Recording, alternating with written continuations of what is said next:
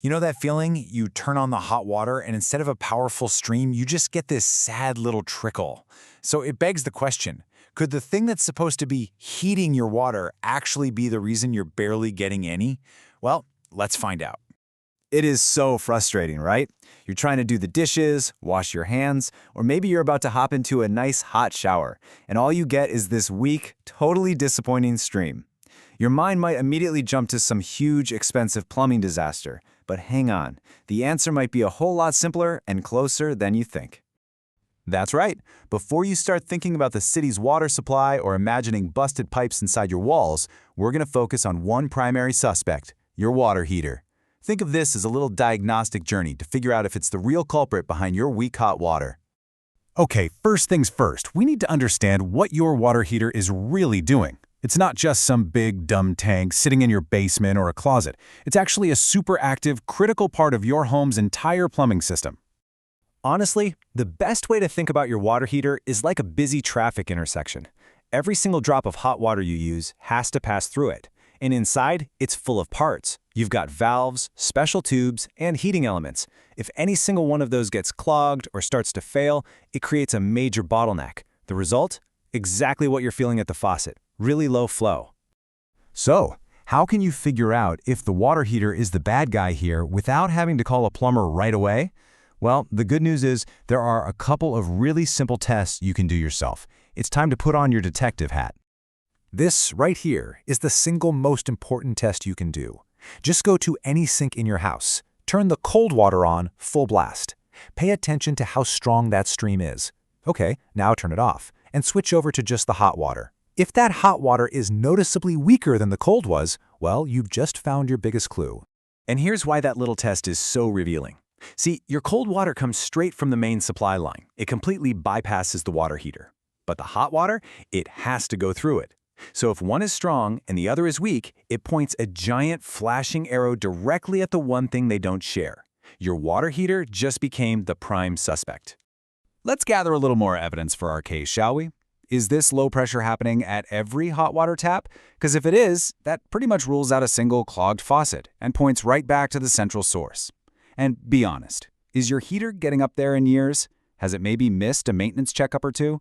That makes some kind of internal buildup way more likely. See, we're building a pretty strong case here. Okay, now that we've got our sights set on the heater, it's time to look at the usual suspects.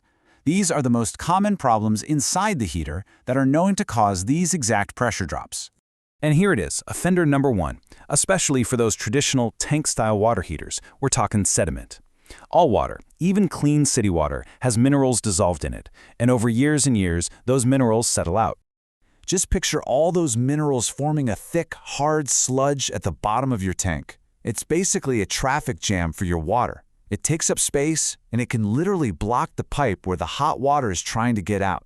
As a bonus problem, it also acts as an insulator, making your heater work way harder and use more energy to heat the water through that layer of gunk.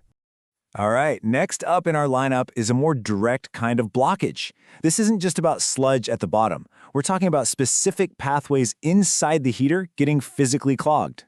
So inside your tank, there's this little component called a dip tube.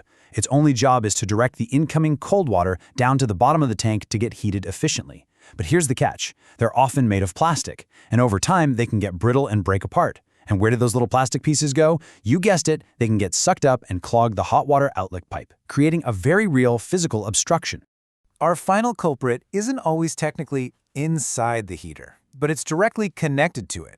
This one is a classic case of being guilty by association. See, a lot of homes have special valves on the pipes right near the water heater to control the pressure from the city. If one of these, like a pressure-reducing valve or PRV, gets stuck or just plain fails, it can choke off the water flow. And because it's sitting right there next to the big tank, it's super easy to blame the heater, when it's really this small valve causing all the trouble. Okay, so we've looked at all the evidence, we've identified the most likely culprits. What's the verdict? And more importantly, what in the world are you supposed to do about it? Here is your game plan. These are your next steps. If you have a traditional tank heater and you think sediment is the problem, the solution is to schedule a professional tank flushing.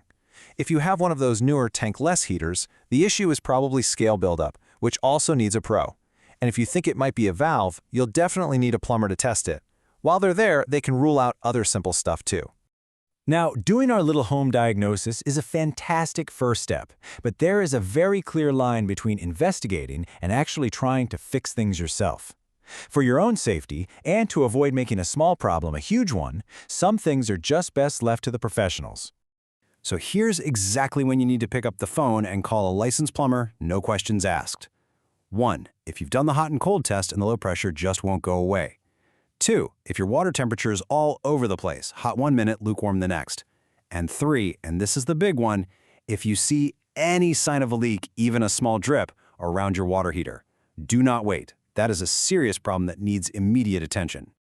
You know, your water heater works 24/7, and it's so easy to just completely forget it's even there. Until, of course, something goes wrong. So maybe try to think of that sudden drop in pressure less as an annoyance and more like a little message from one of the most important, hardworking appliances in your entire home. Maybe it really is time to give your plumbing's hardest worker a little bit of attention.